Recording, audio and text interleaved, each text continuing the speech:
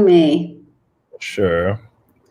We'll give a 5-second countdown and then we shall begin. So we will be starting in 5, 4, 3, 2, and 1. Hello, everybody. Thank you for coming out again to our discussion halls, our town halls. Today we have a great topic to talk about. It is World Health Day.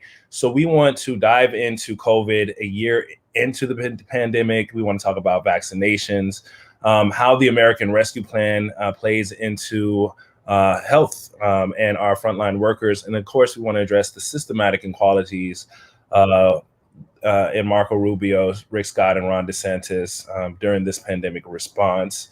And so I am joined by our partner from Florida Health Justice Project, and that is Miss Allison Yeager. Thank you for coming. And of course, we are for our future.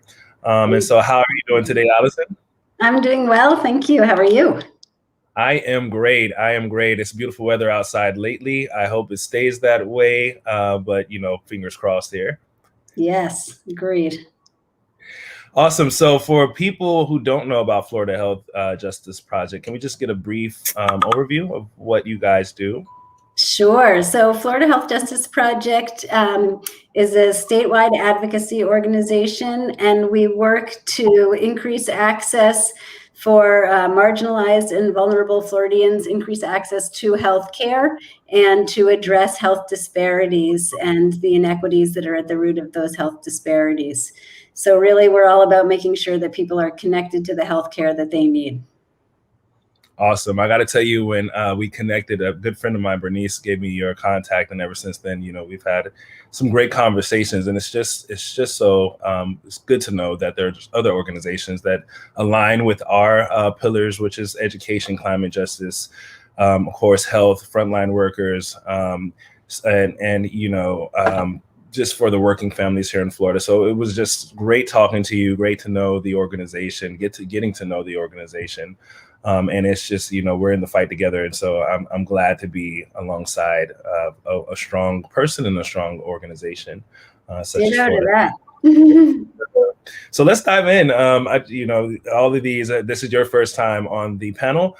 I tried to make this as, as organic as possible. I want to talk to you and have the conversation with the audience as well. Audience, feel free. If you have any questions, please type or text in the text box. We will answer accordingly as best as possible. We'll try to cover as much information as we can. Anything we do miss, we'd love to hear your feedback. And so let's dive in and let's talk about COVID-19 here in South Florida. We're a year and some months in. What do we look like? What does it look like now, Allison? How have we fared since a year into this pandemic here? It's been a really rough year, and we've seen some really hard truths exposed over the course of this year. We already knew that Florida, like virtually all of our sister states, experiences disparities in health outcomes. Across the country, and very much true in Florida, when you look at virtually any health outcome, you see that there are disparities, racial disparities, ethnic disparities, often in how are people faring. And that gap in terms of outcomes by race has really been a main feature in the COVID experience. We've been looking at data across the state over the last many months, as have others, with a particular eye to what are the disparities looking like. We've seen it varies county by county, but to make some generalizations, we have seen that there are disparities in terms of who's getting sick, in terms of how sick people are getting, whether they're being hospitalized, who's dying, and now who has access to the vaccine. It's sort of this year with COVID and really Black Lives Matter sort of really, coming into the spotlight, the connection between health justice and racial justice is just so unavoidable. And I think to answer the question of how are we doing in Florida, I think it's a long way of saying we have a long way to go, because we haven't achieved racial justice, as we all know, and until that happens, we're not achieving health justice, and vice versa. And so we've really seen the ways in which those two are so linked. And and a piece of that is investment in public systems. And Right. do we have, as a society, a commitment to take care of all members of our society? Right. And public health is a really important component of our social infrastructure. And it's one that we often don't think about, because when we're not in a public health emergency, we don't necessarily need to be relying on our public health systems on a daily basis. But the fact of the matter is, in Florida, we have been systematically dismantling the public health system for the last decade. And Right. cutting it off at the knees in terms of budgetary allocations year after year. And you get to a year like 2020 and now 2021, where it's all about protecting the public health and supporting the public health and needing to have that infrastructure in place to get out information to the public about what does it mean to be living in a pandemic? How do we stay safe? What do we need to do? How do we access testing? Setting up those testing sites, setting up treatment. How do we access treatment? How do we get treatment to people who need it and don't have a source of insurance? How do we get people vaccinated en masse? And if we've been systematically defunding our public health infrastructure, we now find ourselves at this massive disadvantage when confronting an epidemic. So how are we doing? It's been a rough year. It's been a rough year. Rough. Yeah.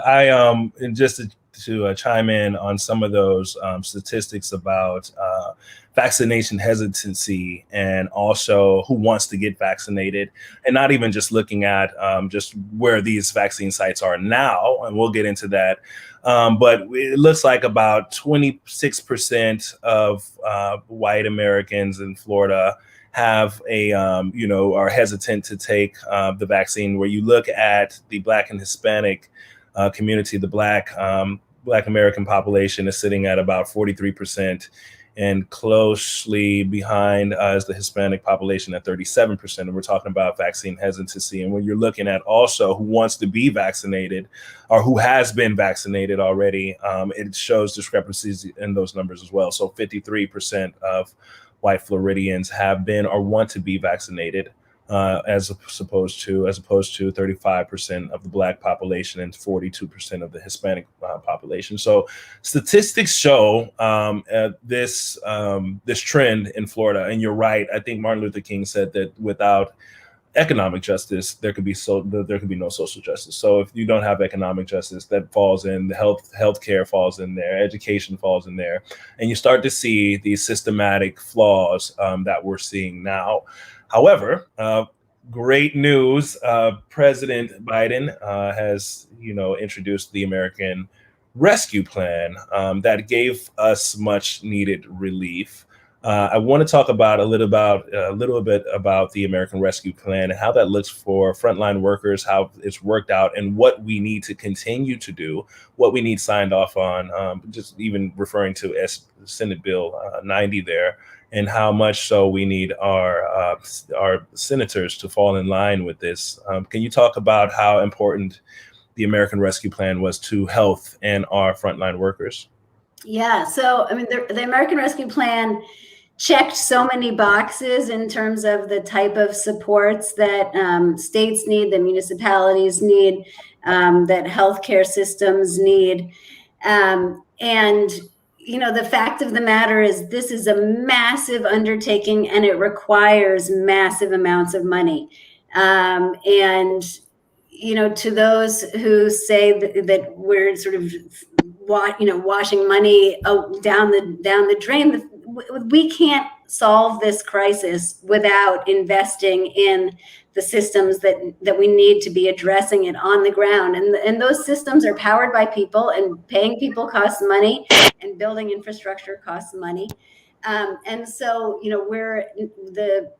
one of the key features of the American Rescue Plan is really, which is really salient in Florida, is an incentive to expand Medicaid.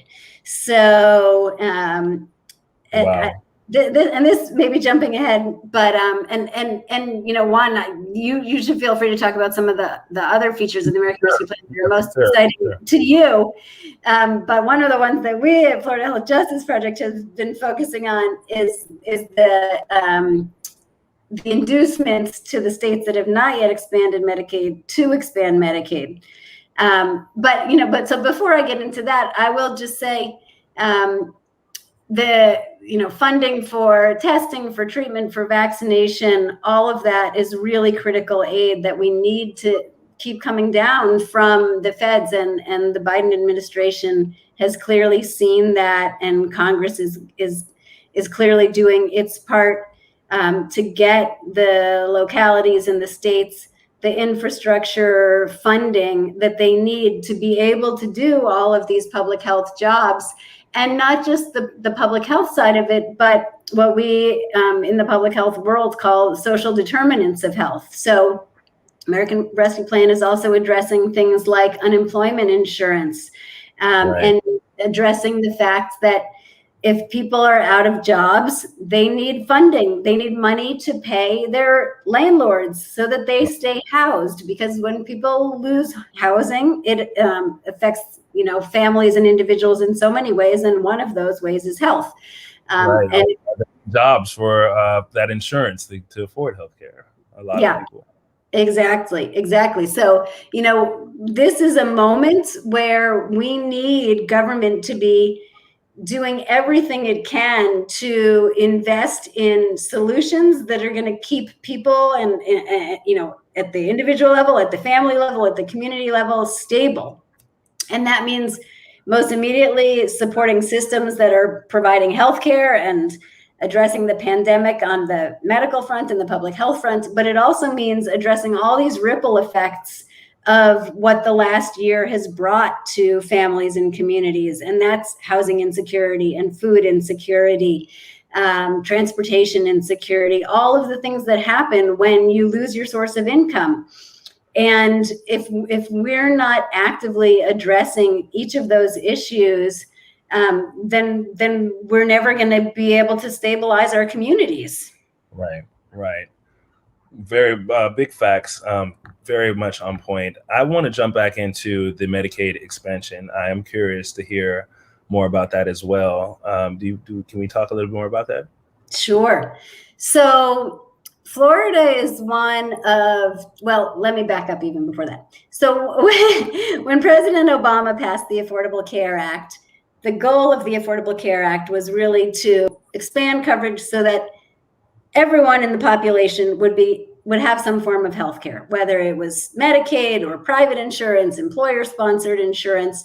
So within this patchwork of healthcare that we have, health coverage that we have, everyone would fit into a bucket or another. And so one piece of the Affordable Care Act was, we're going to expand Medicaid so that anyone who earns up to 138% of the poverty level is eligible for Medicaid. We're going to get rid of some of these categorical eligibility requirements that a lot of states have. We're going to raise the income eligibility so that, if you live at or below 138% of poverty, you're eligible for Medicaid. And that was supposed to be a core feature of the Affordable Care Act, along with the health coverage marketplaces. And yet some states said, we don't want to have to do that. And they sued. And so it went all the way to the Supreme Court, and the Supreme Court decided, we're not going we're not going to require that the states expand their Medicaid programs. The states have to choose whether to opt into Medicaid expansion or not. So now, however many years later we are since the Affordable Care Act was passed, Florida is left as one of just 12 states in the nation that has not yet opted to expand Medicaid. And I say yet because I am optimistic that eventually we will get there. But at this point, 38 of our sister states have made the move, red states and blue states. Some of those have been done by the legislature. Some of those have been done at the ballot box.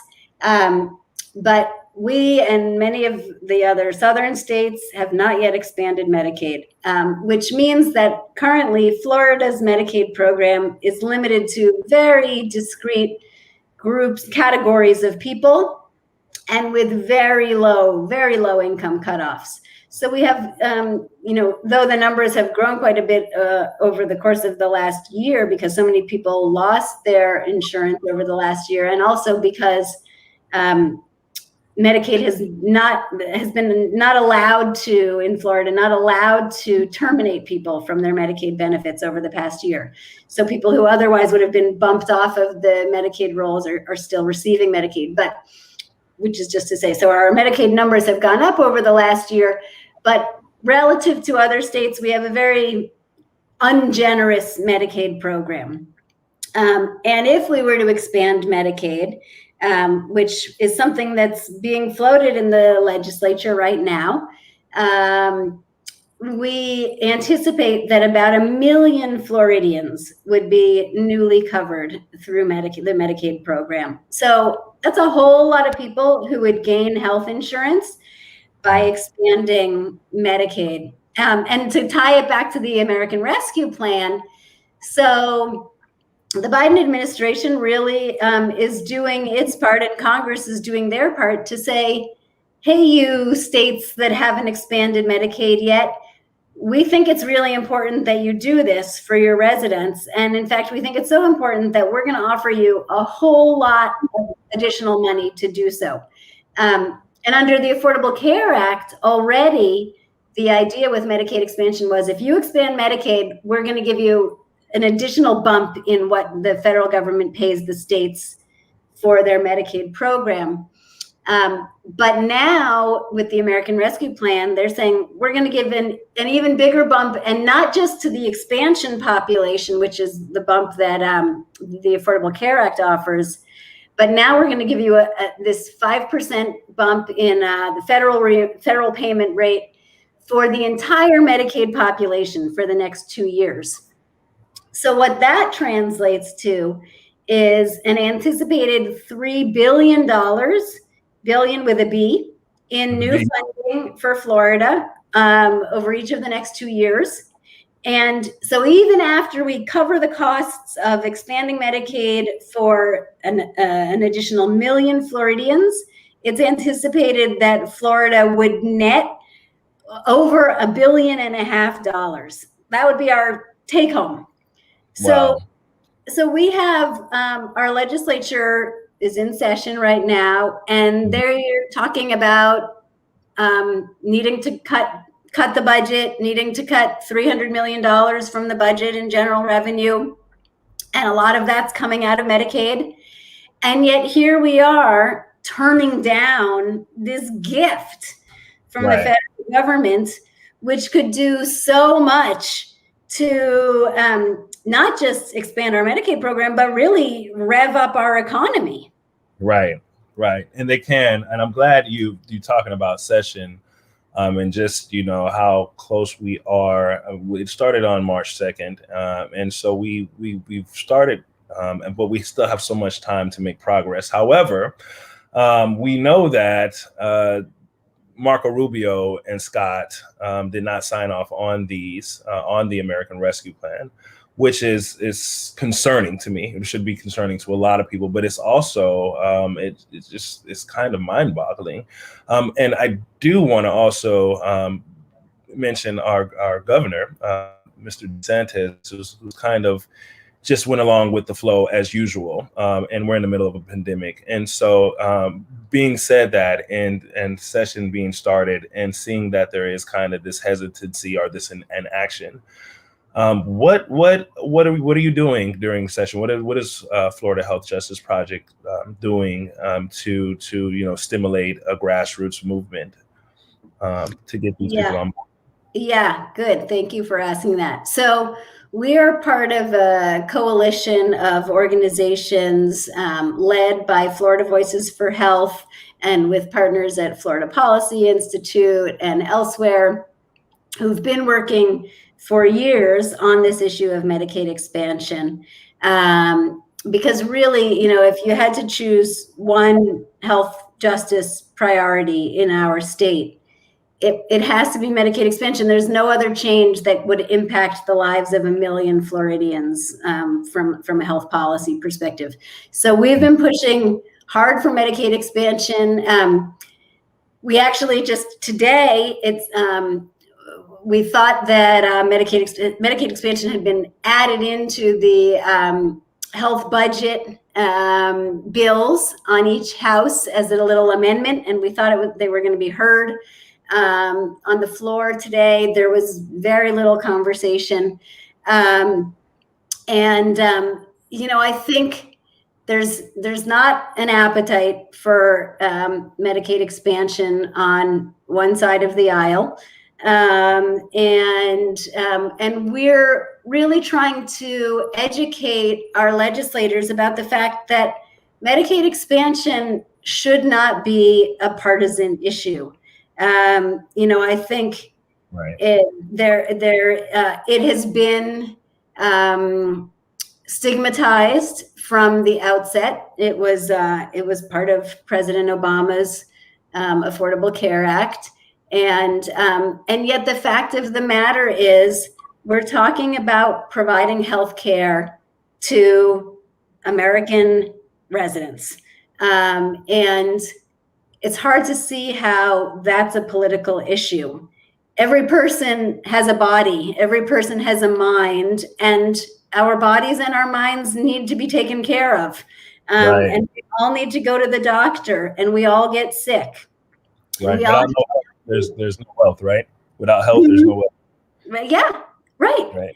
And we all have family members who we take care of, or who take care of us. And so, we're all in this net of being people with needs for and participation in a healthcare system that should be working for us. So Medicaid expansion is our number one priority.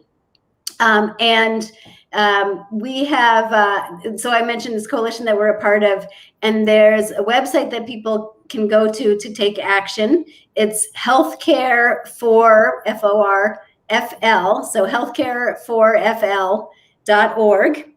And there's a petition on there on the very front telling legislators that they should be talking about considering voting for Medicaid expansion.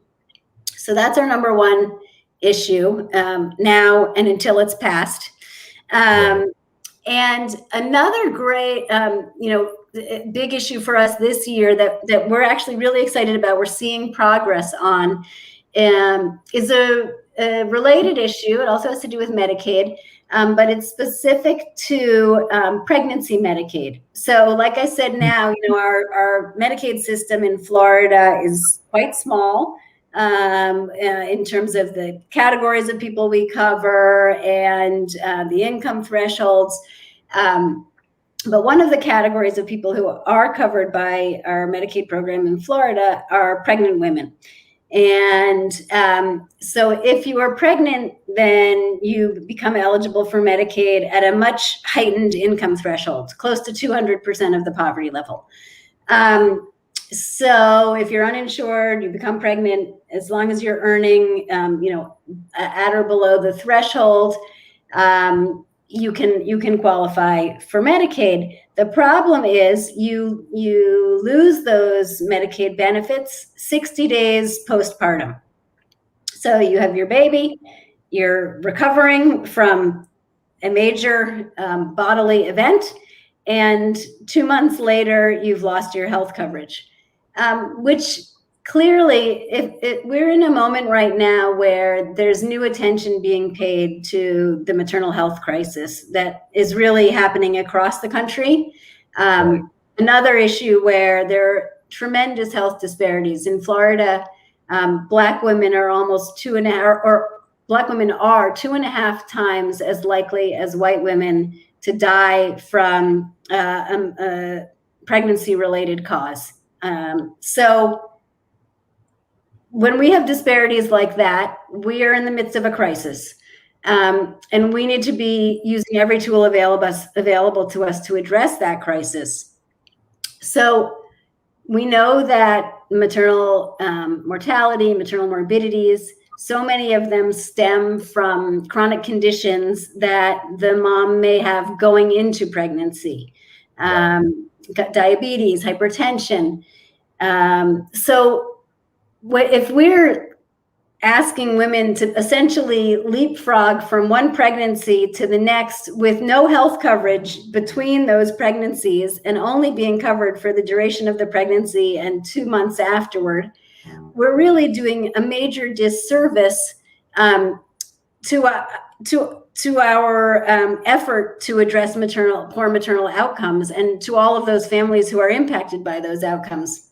Right. Because that means those women, between pregnancies aren't able to access the care they need for their hypertension, for their diabetes, for postpartum depression, for oral health, for whatever the issues may be that we all, again, go to the doctor for. People are being forced to go without, or to make major sacrifices to attend to their health care. So this bill, it's a long way of getting to your question about the legislation. There's a move right now in the legislature to extend these postpartum coverage period under Medicaid from 60 days to a full year.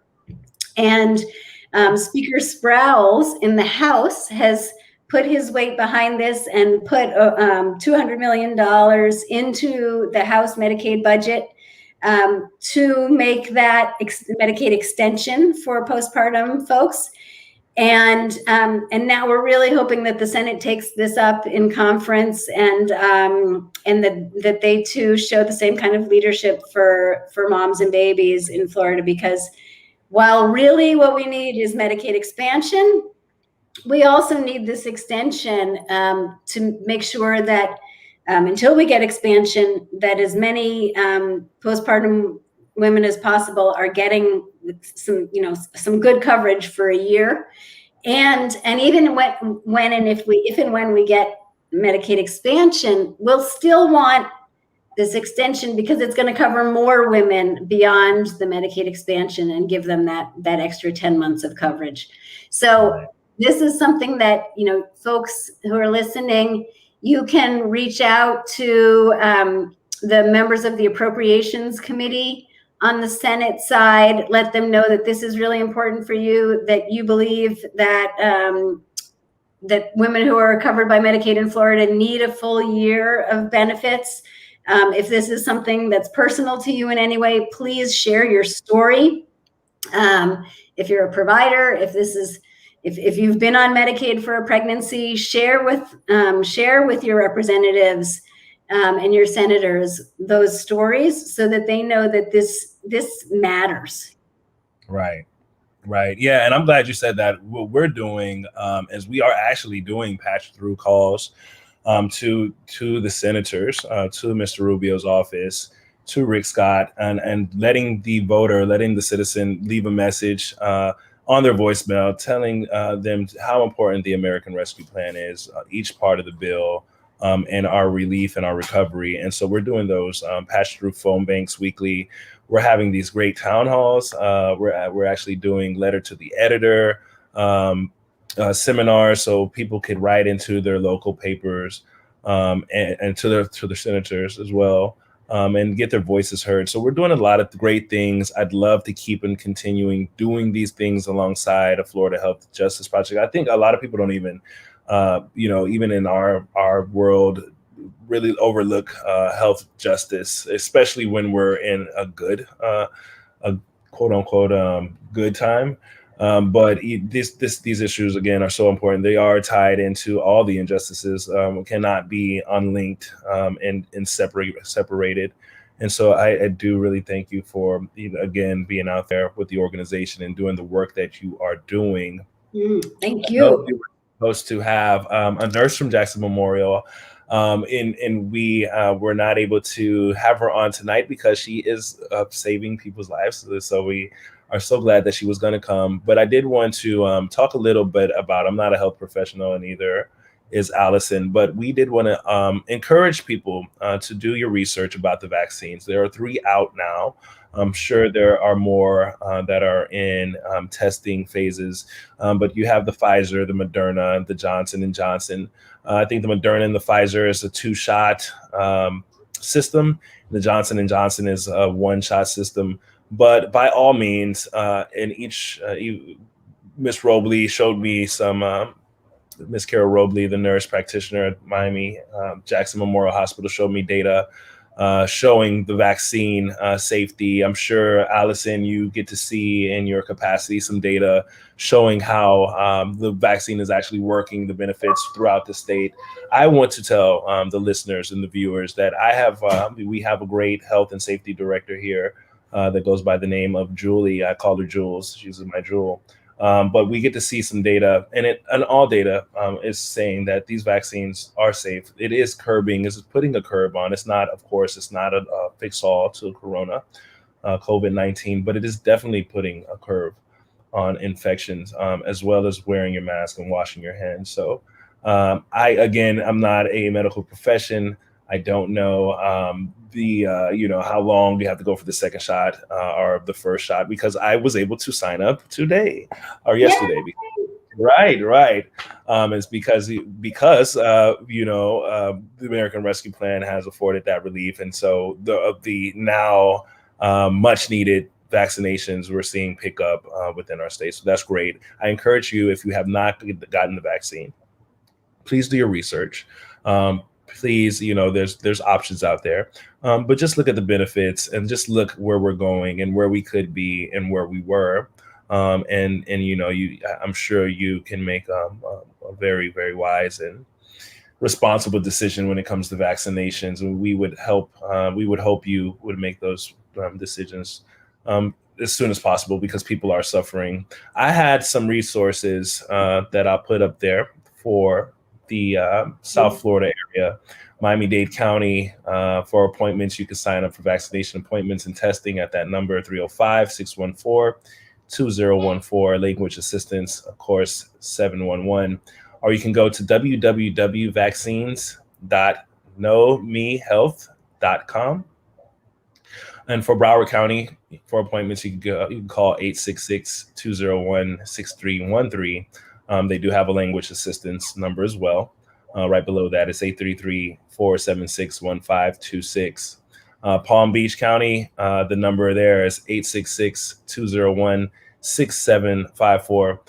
But if you are in the state of Florida and you are, able to access the internet, a phone, a computer, you can simply go to floridahealthcovid19.gov/vaccines to get there and get the much needed relief that we all need.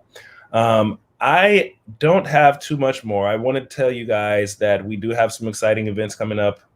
There will be a community cleanup tomorrow in Richmond Heights. I left the description and invite in our Facebook page. We have some exciting events coming up as far as letter to the editor trainings that I was talking about, some workshops that will touch on grassroots as far as door knocking and canvassing. And I want you guys, everybody who's watching this broadcast now, to join our Facebook group. Go over to Florida Health Justice Project, join their Facebook group. Allison, did you have any additional information you want to pass out to our viewers? Well, I would totally echo your sentiment about vaccines. And I would say if you're already on board with Juan's message and you're already right there getting your vaccine, you're in line, you already got it, then we need you to be a messenger, just like Juan is being a messenger. Because I think, the hesitancy that you talked about earlier, Juan, so much of that is about needing people to hear from people they trust. Right. There is a history of medical abuse in this country. And people, Black communities, brown communities have reason to be mistrustful. There is historical precedent. Having said that, Black and brown communities were included in vaccination trials, were among the first people to be vaccinated. And we've seen groups of Black health professionals really getting out in front to say, we want to be messengers about the importance of vaccination. And I think we need everyone to be a messenger in their own community. So that if you have people who are hesitant and they trust you and you're right on board with Juan's message and appreciate the importance of vaccination, then you can be talking to that person. At that point, you're a critical link in this progression of maximizing the number of people who get the vaccine, because we all need to be doing our part to talk to the people who know and trust us about why this is so important that we all are out there getting shots in the arm, as we say. I just got my first one on Friday and it was so exciting. Cool. Took my selfie. And you're good, right? Feel good? I felt great. I felt like my arm was sore for about 6 hours and that was it. My husband got his a few weeks before because he has asthma. And he was, sort of felt a little lousy for a day or so. Some people have some minor symptoms, but I haven't heard, I mean, it's not just anecdotal. The data really is that vaccines are very safe. There are some minor symptoms you may feel for a day or two, especially after your second shot, that you like you have a mild flu or some fever, some aches, but that's your body doing what it's supposed to be doing. That's your body activating its immune response. But the point is, we all have a role to play in the domino effect of trusted voices telling each other, I've done this, you should do this too, this is why it's important. And can I make one other point, Juan? I know you were getting to the nice wrap up, and now I'm diving back into the substance. Please do. But I think it's important to, when we think about leadership and where we are, and I could have said this earlier, but one thing that's been a real challenge in Florida with our vaccine rollout is that we've created some barriers to vaccination really quite unnecessarily. So early on, there were stories about people flying to Florida from other states or other countries to get their vaccine. And as a result of that, the governor put in place this residency requirement. And that has now created really what for a lot of people has become a barrier. You have to come with your proof of residency in order to get your shot. And that for a lot of people is challenging. First of all, that sends a message to undocumented immigrants, who may not know what exactly this is all about. That could be sending a message saying, that this is actually an immigration residency requirement. It's very confusing. What does this mean? And it also so there's that. And then there's also the fact that, the types of documentation required are things like having a lease, having a utility bill, having a driver's license. Not everyone has any of those things in their name. A lot of people don't. And so I think what we need to be doing now is taking down every barrier to people getting the care they need, the testing they need, and now the vaccinations they need. We don't need to be worrying at this point about whether someone lives out of state or out of the country. We have plenty of vaccine supply right now. What we need to be doing as a state is saying, get your shot. And here it is, and we're making it maximally easy for everyone who's ready to do so to do so. And so I think that's another for folks who want to be activated and talking to the governor. That's a message that you can be sending to the governor's office, saying, please, we don't need this residency requirement anymore. I was talking to a colleague of mine who's an immigration attorney, and as soon as this residency rule came down, we said, this is going to be a big problem for people. And lo and behold, 10 days ago or so, she was in line to get her first shot at, I can't remember which kind of site it was, but she was in line to get her first shot, and in front of her was an elderly immigrant and didn't speak English and didn't have the proper paperwork with her. And when she got to the front of the line, there were English language challenges, but essentially this elderly woman who had taken the time, who was out in the heat to come and get her shot, waiting in line, was turned away because she didn't have the proper documentation. We should be doing everything possible to get that woman her shot while she is right there ready and waiting and has taken her morning to come and do this. We should not be turning anyone away from getting the vaccine at this point. So please tell the governor that. Tell the governor, get rid of the residency requirement. That's going to be really important for just getting everyone vaccinated and not scaring anyone away and not turning anyone away. Right. I totally agree. And that's why, I started the segment that way. I think the first time we talked on the phone, I think Bernice introduced you through email to me. And then ever since then, we've been on the same wave. So that being said, my last comment was definitely for Mr. Scott, Mr. DeSantis, and Mr. Rubio. On Friday, after I get finished from work, and done with my daily duties, I'll have to gas up my car, put my family in, drive to my mother-in-law in Fort Myers, and then go up to Orlando to finally pick up the remains of my wife's father, who died, who passed away from COVID. This has been going on, for those who know me, for the last 3 weeks. I have graduated in Japan. I'm a military brat. I've seen so many things in my life, but that had to be the single most hardest death I've ever went to. I join millions of people in the United States, thousands of millions in our state of Florida. Every night when I go to bed, I always do a couple of things, but the one thing I do is a self-reflection. And through that self-reflection, I come up with plans to make myself better and make sure that my family, the people around me, are safe and healthy. My appeal tonight is to Ron DeSantis, Rick Scott, Marco Rubio.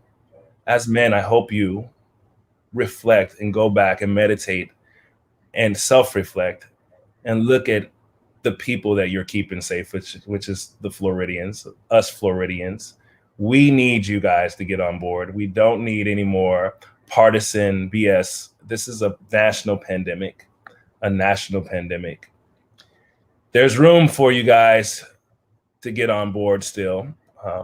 But there's also room, and I'm speaking to the viewers, for you guys to have a voice, and it is here with us. Thank you so much for coming out. Please join the Facebook group and stay healthy and safe out there. Allison, thank you so much. Hopefully we can be on this panel or another panel again very soon together. I will definitely be in touch, and I hope you do the same. Thank you so much, Juan. This was a real pleasure. Yeah, likewise. Lior, thank you so much. I know you're in the background. Jules, I will see you guys tomorrow at work. Floridians, I love you. Later, Gators.